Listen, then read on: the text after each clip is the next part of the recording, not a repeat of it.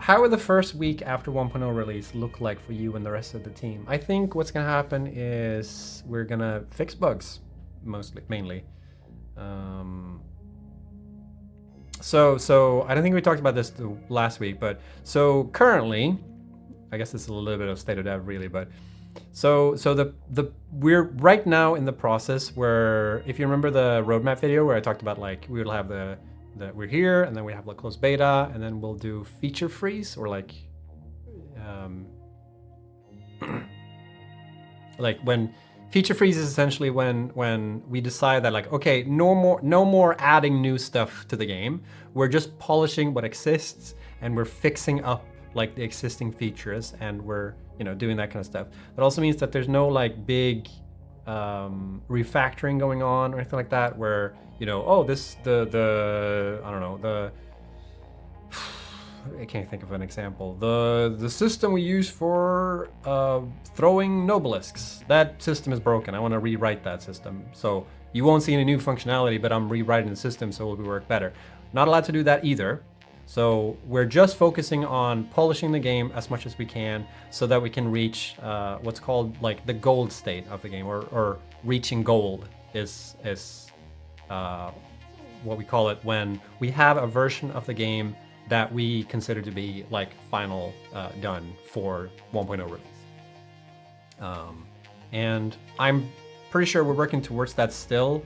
There are still a few things that we need to resolve, and the game isn't fully finished, but we're very close, and like we hope to have a release candidate so that we can like say, okay, here's the release candidate, looks good, let's test that as much as we possibly can, and be very like conservative as to like what we touch and change and whatnot.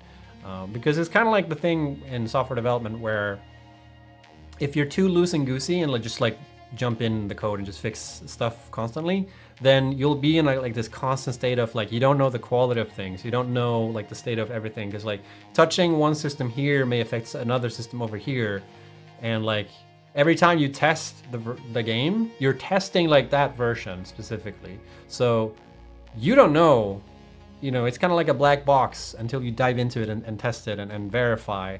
But like as soon as somebody touches one part of the black box, it's suddenly a new black box, right?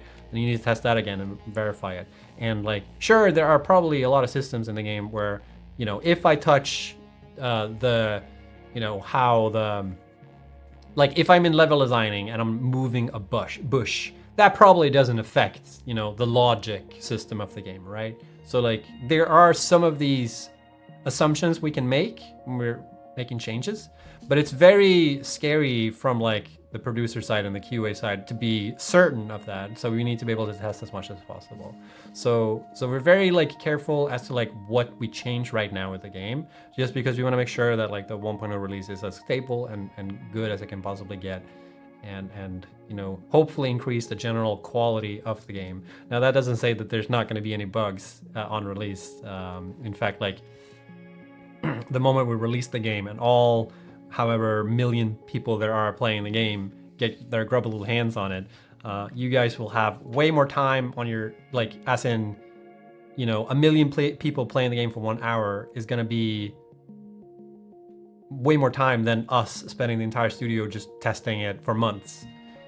So there's probably going to be new things that we haven't detected, but we're pretty confident that we're going to be able to get like a good quality build out there, like the 1.0. And there probably will be a day one patch, because why not?